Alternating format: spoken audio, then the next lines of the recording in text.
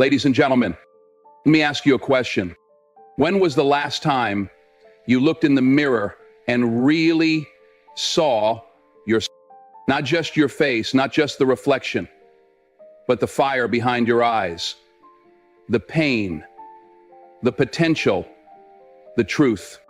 We spend so much of our lives chasing things. People's approval, money, status, applause. But what if I told you the greatest transformation in your life doesn't happen out there? It starts in here. When you stop trying to impress the world and you start investing in yourself, everything changes. So tonight, I want to talk to you about 5 truths, 5 pillars that will help you focus on yourself. And if you live these, not just listen to them, I promise you, your life will never be the same. You cannot fix what you will not face. That's the truth most people spend their whole lives trying to avoid. See, it's easier to point a finger than to look in the mirror. Easier to blame the world than to deal with what's been broken inside you for years. You ask somebody, why are you stuck? And they'll tell you 100 reasons, all of them outside themselves. My boss doesn't like me. I didn't have the same opportunities. My family held me back. Nobody ever gave me a shot. But what they won't say, what most can't say, is I never truly saw myself. Because once you see yourself, really see yourself, now you're responsible for doing something about it. That's what scares people. Not the truth itself, but the duty that comes with knowing it. I knew this man, been in and out of 5 different jobs in 7 years. Every time it ended the same way: conflict, frustration, walking out with his box of things saying, they didn't value me. Said it over and over like it was a prayer. They didn't see what I brought to the table. But one night, maybe it was the quiet, maybe it was the weight of another disappointment, he sat with it, really sat with it, and he realized maybe they couldn't see his worth because he was hiding it. Maybe the anger he carried into every room had nothing to do with his managers and everything to do with the father that never told him he was good enough. That pain, it was leaking into everything. And the moment he took accountability, the moment he stopped reciting the script of blame and started writing a new one, that's when everything changed. Got into therapy, picked up new skills, learned how to communicate instead of explode. 2 years later, he's not just thriving in a new job, he's leading a team. But here's what matters: the job didn't change, he did. And that only happened when he got real with himself. No filters, no excuses, just truth. Now, I know it's hard. We've all got blind spots, things we've buried so deep, we forget we even hid them. That shame from your childhood, that heartbreak you never healed from, the failure that made you quit trying, and you don't want to look at it. But the things you won't face are the things that are quietly running your life. Your past doesn't need your permission to shape your future. It'll do it on autopilot, over and over, until you break the cycle. And breaking the cycle starts with self-awareness. You've got to slow down long enough to ask the hard questions. Why do I react that way? What am I afraid of? Where am I lying to myself? Not surface-level answers, deep ones, ugly ones. The kind that make your voice shake when you say them out loud. And you don't do this once, you do it every day. Because self-awareness is not a destination, it's a discipline. You don't just arrive, you keep arriving over and over, learning, unlearning, and relearning who you are as you grow. The people who go far in life, they're not always the smartest, not the richest, not the most connected, but they know themselves. And when you know who you are, you stop asking the world to tell you. That's power. You stop waiting for someone to rescue you. You stop letting people define you. You stop walking around with your worth in someone else's hands. Because when you've faced your fears, when you've dealt with your demons, when you've embraced your truth, now you walk different. You speak with conviction. You love with clarity. You lead with empathy. See, self-awareness doesn't make you perfect. It makes you present. Present to your patterns, present to your potential, present to the life that's unfolding in front of you. Because now you're actually awake for it. And that's when doors start opening. Not because the world suddenly changed, but because you did. You became the kind of person who was ready to walk through them. So stop running from yourself. Stop hiding behind blame and distraction and noise. Sit down, get quiet, and do the work nobody else can do for you. Because the answers you're looking for, they're not in the next job. They're not in the next relationship. They're not in the applause or the money or the approval. They've been inside you this whole time. You just have to be brave enough to look. You are the CEO of your energy. That means you decide what gets your time. You decide who gets your attention. You decide what environments you walk into and what environments you walk away from. And let me tell you something right now. Every yes you give to something that drains you is a no to something that builds you.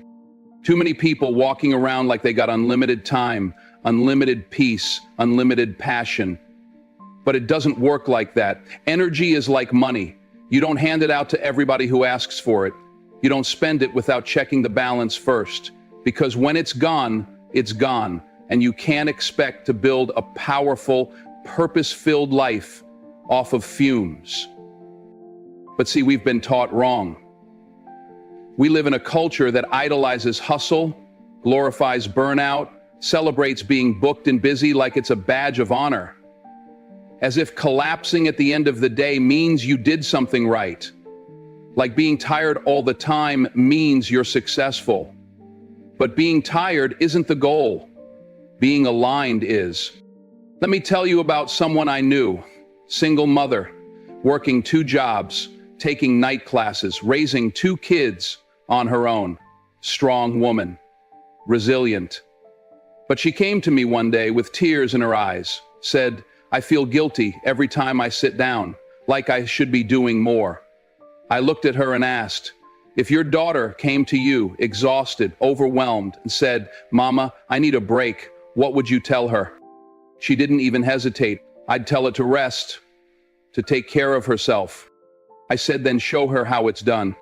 Because whether you realize it or not, you're teaching people, especially the ones you love, how to treat themselves by the way you treat yourself.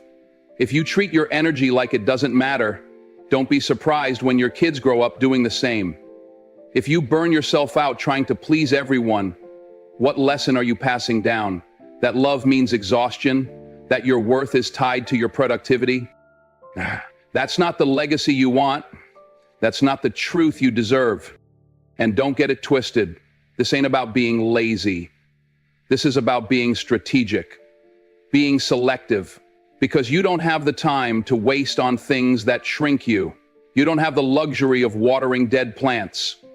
Every meeting you take, every phone call you answer, every relationship you keep alive out of guilt, that's energy you're spending.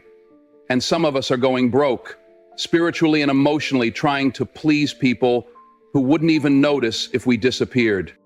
You are not obligated to set yourself on fire to keep someone else warm.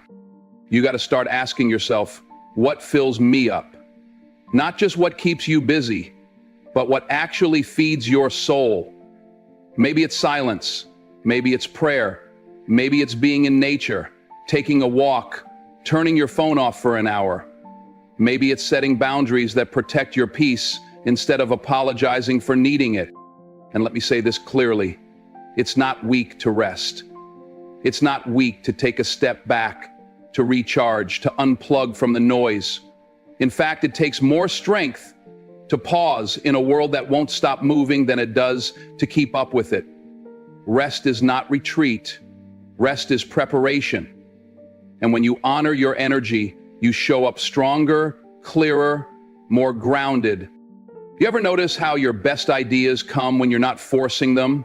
In the shower, driving, sitting in stillness? That's because clarity doesn't come from chaos. It comes from calm. And if your life is too loud, too fast, too full of distractions, you'll miss the wisdom that only whispers. Think of your energy like a garden. What you water grows. What you neglect dies. So what are you feeding every day? Resentment? Fear? People-pleasing? Or are you feeding your faith, your purpose, your joy? Every time you check your phone before checking in with yourself, that's a choice. Every time you say yes to something you know isn't aligned just to avoid conflict, that's a withdrawal. And eventually, even the strongest account runs empty. I've seen talented people burn out before their time because they thought being tired meant they were on the right track.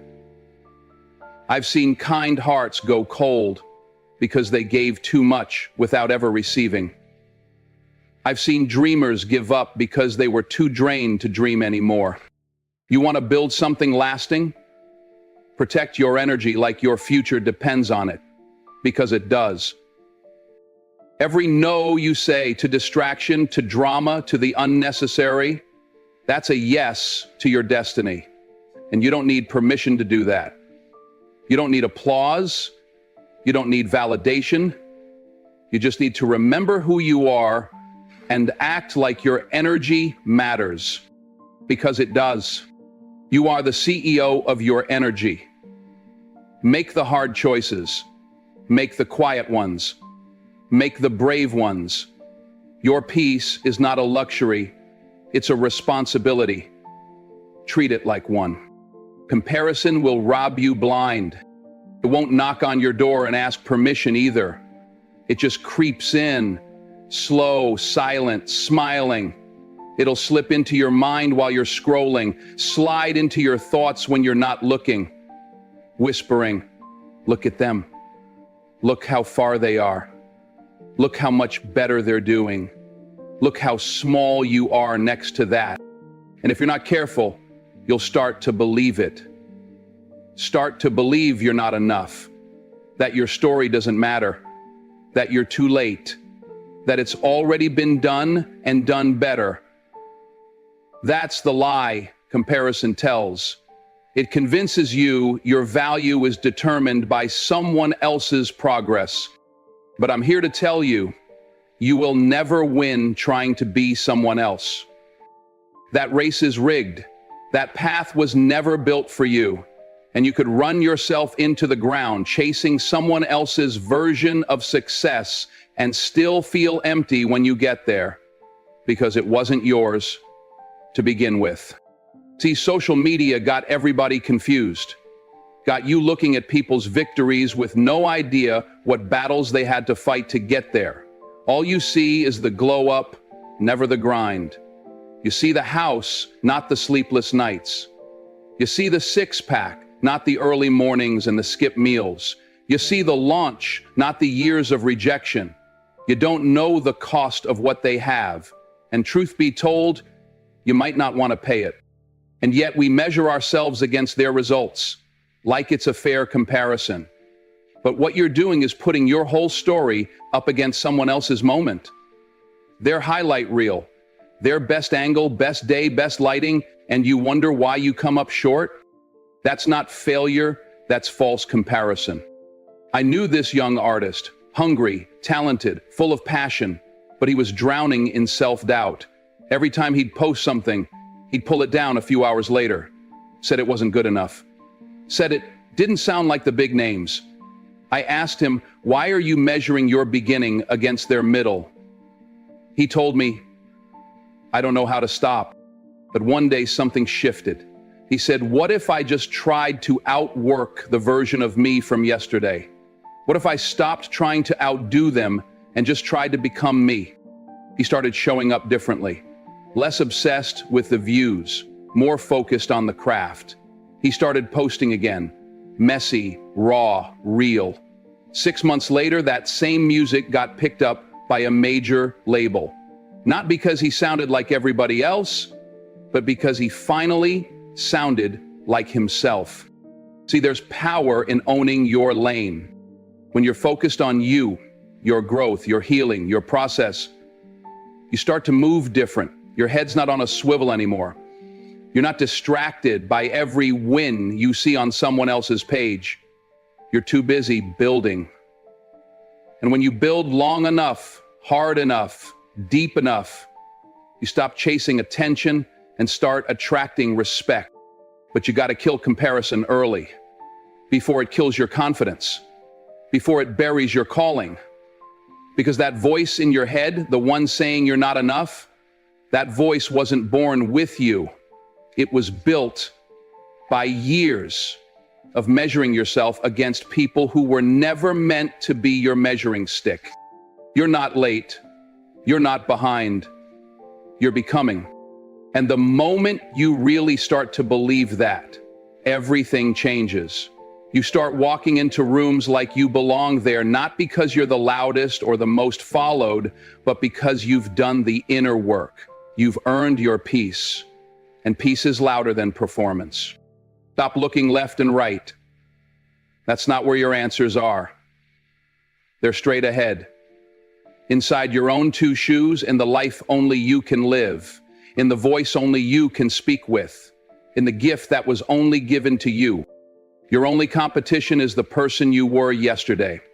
Beat them, build past them, forgive them if you have to, but don't let them chain you to a life that doesn't reflect who you were born to be. Your purpose isn't on their timeline. Your breakthrough won't come from copying their blueprint. You are not a duplicate. You are not a knockoff. You are original. An original always takes longer to make. So trust the time it's taking, because when you focus on becoming the realest, most powerful, most present version of yourself, that's when the world starts to notice. That's when you stop chasing and start rising.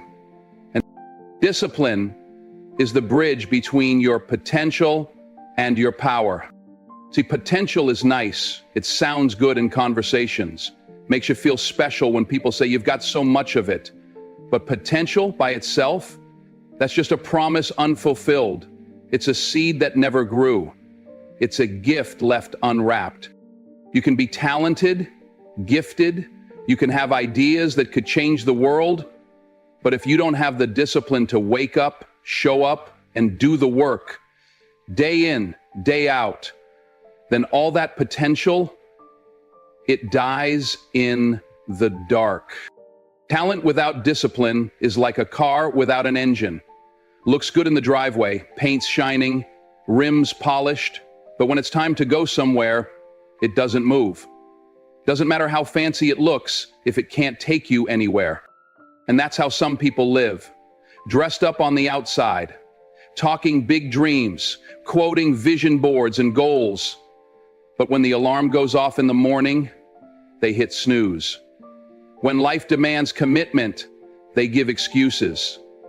When it's time to push, they pull back. Every day you wake up, you got two choices: comfort or character.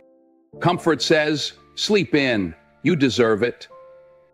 Character says, get up, you said you would. Comfort says, scroll a little more, everybody else is. Character says, turn it off, you got work to do. Comfort says, react, be petty, let your emotions run the show. Character says, breathe, respond with wisdom, don't let small people bring you down to their level. And here's the truth nobody wants to hear. Your dreams will cost you your comfort. Every single one of them. You want to get in shape? You'll sacrifice sleep, sugar, and laziness. You want to write a book? You'll sacrifice parties, distractions, and sometimes even relationships. You want to build something that matters? You'll sacrifice approval, convenience, and weekends. But the sacrifice is worth it. Because what you build with discipline lasts longer than anything built on hype, shortcuts, or luck. Muhammad Ali said it best, "I hated every minute of training, but I said, don't quit." Suffer now and live the rest of your life as a champion. That's what champions do. They don't wait to feel motivated. They don't wait for perfect conditions. They train when it's hard. They push when it's boring. They keep going when nobody's watching. You want to know if someone's going to make it? Don't just watch them when the spotlight's on. Watch what they do in the dark. Watch how they move when no one's clapping, when the money isn't flowing yet, when the results haven't shown up. That's where discipline is built, in the unseen. There's this young man I met once. He had raw talent, could speak, could lead, had charisma. People would gather around when he opened his mouth, but he lacked consistency, missed meetings, didn't follow through, always starting things but never finishing them. One day I pulled him aside and said, "You keep showing up like you're waiting for something to happen, but nothing happens without discipline. You don't build impact on potential, you build it on habits." So he made a decision, not a grand one, not a loud one, but a small one. He started waking up an hour earlier, reading every day, practicing his craft in silence, cutting off distractions, replacing comfort with commitment. Fast forward 2 years, he's now speaking across the country. Not because he got lucky, but because he got disciplined. That's what focusing on yourself really means. Not in a selfish way, not in a me-first kind of way, but in a way that says, if I'm going to carry this calling, I've got to be ready for the weight. You can't carry something heavy if you haven't trained for it. You've got to build the muscle to match the mission. And that muscle is built in repetition, in the small decisions, the ones no one claps for, the ones no one sees. But over time, those small choices become who you are. Your discipline becomes your identity. You want a better life? Build better habits. You want to go higher? Build stronger discipline. Because elevation requires preparation. You don't get to show up unprepared and expect miracles. You've got to become the person your dream requires. And that becoming, it's not glamorous. It's not Instagrammable, but it's real. It's the grind before the glory, the sweat before the shine. And if you can endure the discipline, you'll unlock a power that no one can take from you. That's how you bridge the gap. That's how you take what's inside you, the raw talent, the spark, the promise, and turn it into something unshakable. You don't get there by wishing, you get there by working. And you don't stop when it's hard. You stop when it's done. Some of us are walking around with old wounds, calling them personality. We've been hurt, we've been scarred, and instead of facing it, instead of healing, we wear that pain like a badge. We convince ourselves that it's just who we are now. We make excuses, thinking it's part of our character, part of our identity. But let me tell you something right now. Healing isn't weakness. It's how you win. You can't win the game if you're playing with a broken body. You can't run a marathon if your legs are damaged. And you can't show up fully for the world when you're bleeding on the inside. Too many of us are carrying wounds we've never dealt with, acting like they're just who we are, and walking around spreading that hurt to everyone we meet. You hurt people who didn't even cut you because you never stopped to heal. Healing isn't just about you. It's about everyone you'll touch, everyone who's going to cross your path. If you want to be the person you were meant to be, you've got to stop pretending like the past doesn't affect you. You can't keep moving forward if you're still holding on to the baggage. And there are so many ways to heal, but the key is to actually do it. Therapy, prayer, journaling, silence, forgiveness. Whatever method works for you, use it. But don't carry that trauma like it's a trophy. Don't let your pain be the thing you hold up to the world like, look at how much I've suffered. You were meant for more than that. Let me tell you about a man I knew. Grew up in violence, saw things that no child should ever see, felt things no child should ever feel, and he carried that pain for years, never told a soul about it. He buried it so deep inside that he thought it was gone, but it wasn't. It showed up in his relationships, in the way he carried himself, and how he interacted with his children. He didn't know how to be the father he needed to be because he hadn't healed the child inside of him. He didn't know how to smile without it feeling like a mask. One day, his son asked him a simple question. "Why don't you ever smile, Dad?" That question broke him. It cut through all the pride, all the walls, all the excuses. And in that moment, he realized that he couldn't keep pretending. He couldn't keep ignoring what had been haunting him for all those years. He had to face it. He had to do the work. He had to heal. And so he did. He sought help. He found a way to process the things he'd been running from. He started therapy. He prayed. He learned how to forgive, not just the people who hurt him, but himself. He spent time alone, getting to know who he was beyond the pain. And through that journey of healing, something beautiful happened. He became the father he had always wanted to be. He began to smile again, not because of some forced effort, but because for the first time in a long time, he felt free. Today, that man is leading workshops on fatherhood, on emotional resilience, on breaking cycles of trauma. He's helping others who are just like him, silent, suffering, pretending they could keep going without dealing with what was inside. And the healing didn't just change his life. It changed the lives of everyone he touches. His children, his community, the men who now look to him for guidance, they all benefit from his decision to face the pain, to heal, to become whole.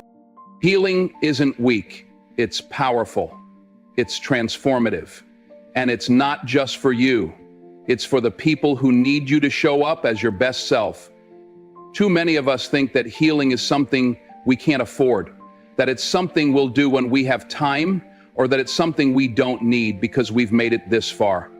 But let me tell you, if you're still carrying those wounds, they're going to affect everything you touch. They're going to affect the way you show up for your job, your family, your friends, and even yourself. You can't give what you don't have. You can't lead from a place of emptiness. You can't pour from a cup that's been cracked. But when you heal, when you deal with what's inside, you show up in ways you never thought possible. You lead with strength, with wisdom, with compassion. You break cycles. You change lives. You become the person you were always meant to be. It's not weakness to ask for help. It's not weakness to cry, to pray, to forgive. It's not weakness to say, I'm not okay, but I'm going to get better. That's the kind of courage it takes to truly win. And when you win that battle, the battle with yourself, you don't just win for you, you win for everyone who's waiting for you to show up as the healed, whole, powerful version of yourself. So stop pretending like you're fine when you're not. Stop acting like you don't need to heal, that you can just keep going, keep pushing through without dealing with the hurt. Take the time you need, do the work, get the help. And remember, healing isn't weakness. It's how you win. And trust me, when you heal, the world will see a version of you that's unstoppable. You can't save the world until you save yourself. Too many of us walk around with a sense of duty to everybody else, helping, fixing, giving, and pouring out. We take on everyone else's problems. We bend, we break, we sacrifice, thinking it makes us noble, thinking it makes us worthy. But here's the truth. You can't pour from an empty cup. You've heard that before, but it's more than just a saying. It's the reality of how life works. You can't give what you don't have. And if you're running on fumes, you're not really giving. You're just surviving. And saving yourself, that's not selfish. It's strategy. You can't take care of anybody else if you haven't learned how to take care of yourself first. You can't be the strength others need if you haven't built the strength within you. That's not just common sense. It's the foundation for real change, the foundation for real leadership, the foundation for the life you were meant to live. When you focus on yourself, when you finally give yourself permission to stop chasing after everybody else's dream and start building your own, something magical happens. You stop chasing and you start creating. You stop waiting for somebody to tell you it's your turn and you step up to the plate. You stop performing for the approval of others and start becoming the person you were meant to be. The person who's been inside of you all along, waiting for you to give them the space to rise. It's so easy to get caught up in the noise, the likes, the shares, the approval, the validation. We live in a world where everyone is constantly looking for external reassurance.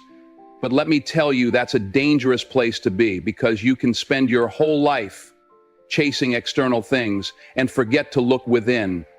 You forget to listen to your own heart, to your own truth, to your own purpose. So tonight, make a decision.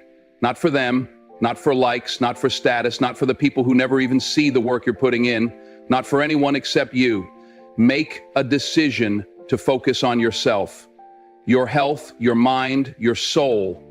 Make a decision to stop letting the world define you and instead define yourself. Make a decision to finally step out of the shadows of comparison and start stepping into the light of who you really are. Because when you focus on yourself, everything changes. Everything. The way you look at the world, the way you approach problems, the way you handle challenges, the way you respond to the people around you. When you start focusing on your own growth, your own healing, your own progress, the world doesn't stay the same. You change. And when you change, the world around you begins to shift. But it's not just about change. It's about transformation. It's about becoming who you were always meant to be. It's about moving past your fears, your doubts, your insecurities, and embracing your power. It's about finally realizing that you have everything you need inside of you to succeed. And that's not just some motivational speech. That's the truth. You've been given the tools. You've been given the talent. You've been given the time. And now it's up to you to use them. It's up to you to build something real, something meaningful, something lasting. It's up to you to stop letting life happen to you and start making life happen for you. When you focus on yourself, you stop waiting for the world to give you permission to succeed. You stop waiting for the right time, the right opportunity, the right person to come along and tell you it's your moment. No, you make it your moment. You create it. You go after it with everything you've got. And when you do that, when you take full responsibility for your own life and your own happiness, everything changes. You're no longer just living, you're leading. And leadership is not about titles. It's about influence. It's about impact. It's about showing people how to move forward. It's about showing people how to rise. Because when you focus on yourself, when you start becoming the best version of you, you become a beacon. You become an example. You become the kind of person others can look to and say, if they can do it, so can I. So stop waiting. Stop wondering if you're enough. Stop questioning if you're worthy. You were made for this. You were made to stand tall. You were made to lead. But it all starts with the decision to focus on yourself, the decision to stop living for everyone else's approval and start living for your own truth. Because when you focus on yourself, everything changes. And when everything changes, the world begins to shift. You'll start seeing opportunities where there were once obstacles. You'll start seeing solutions where there were once problems. You'll start seeing success where there was once struggle. And when that happens, You won't just be living, you'll be leading.